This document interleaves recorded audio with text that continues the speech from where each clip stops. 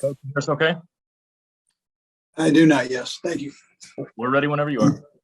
Okay. So the bad Tyron, he's still in the protocol, and but he did practice today, and we think he'll be ready to roll here in a day or so. So we'll see tomorrow. Other than that, listen, we look forward to this challenge of playing Cincinnati.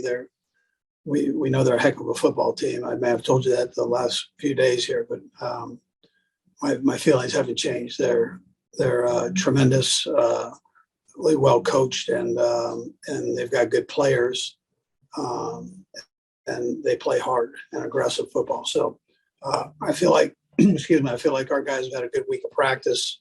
We'll finish it up today, and we'll kind of do our walkthrough part tomorrow. But the guys had a good practice this week. So look forward to, again, playing in front of our fans at Arrowhead. I know will be packed and loud and so on. It was that time, yours.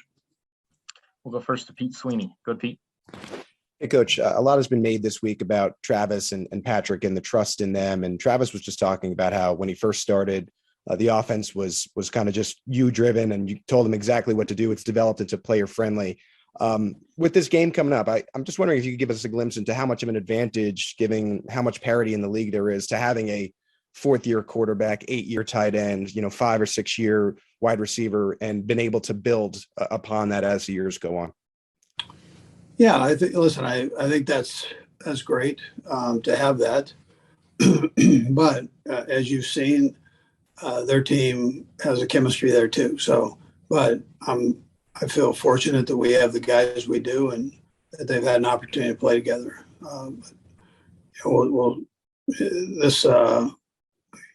Anyways, I appreciate that. Let's go next to Seren Petro. Go, Seren.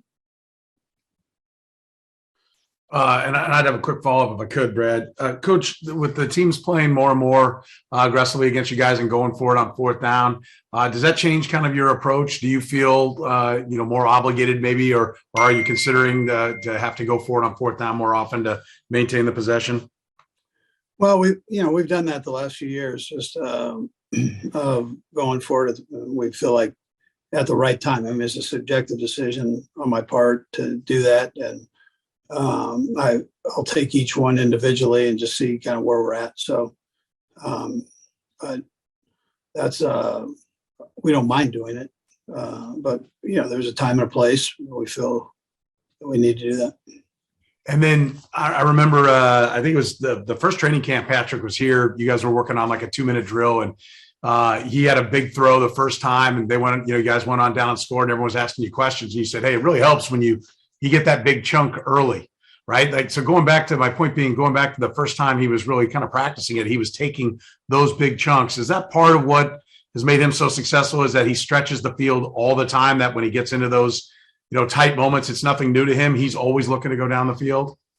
Yeah. Well, he has that ability. He has the arm strength to do that, and the accuracy to do that. So, he's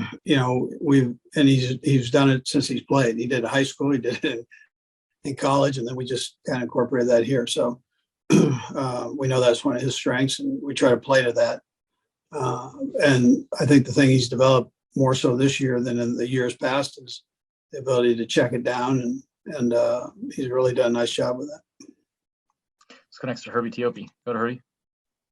Hey, Coach, some internal house cleaning stuff here. On yesterday's injury report, Darrell Williams showed up as a limited participant. How much of that was precautionary, and what are you expecting for him on Sunday? Yeah, listen, I think Herbie's going to be okay to price. We're limiting him ourselves, not him limiting himself. So we just don't want his toe to flare up, and it's been great so far. So we want to keep it that way. We'll go next to Aaron Ladd. Go ahead, Aaron. Coach, earlier this season, we kind of went back and forth talking about the identity of this year's team. And I kind of want to ask it a different way this time, coming off the heels of the 13 seconds and everything that happened in the divisional round. What can that kind of victory do for the identity of the group that you have this year, knowing that there's still games to play, obviously? Yeah, so I mean, it was a crazy weekend in the NFL. I mean, you had three walk-offs or whatever it was, field goals and that. So it seems like everybody experienced it that's playing this week, of some sort.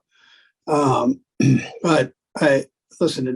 It surely doesn't hurt you to have something like that. I think our guys are confident that they can play and do well. I'm not saying that, but it doesn't hurt that part of you, and it probably doesn't take it up another 10 notches or so. But listen, I think all the teams I think know that they're good right now, and I mean nobody gets here by a fluke, so they're good teams. Looks like we've got two more. We'll go Harold and then Vahe. Go ahead, Harold. Hey, Andy, 16 wins or 16 years where you've had 10 plus wins. You're going to your conference championship number 7 now, of course, with the Philadelphia and now Kansas City. Just when you get to this, moment with the conference championship, you're as experienced as anybody in the history of the league with this. How do you deal with this moment with these guys? And, having that experience, how much does that help you into a game like this? Yeah, I want them to enjoy the experience, be themselves, and play hard and aggressive. Prepare during the week so that they can play to their best ability, and then whatever happens, but prepare yourself to do that. And I don't know if that's through experience or not, but you want the guys to to make sure that they can maximize what they've got, and as a football player, and mentally and physically. So that's how I approach it. Go last to Vahe. Go ahead, Vahe.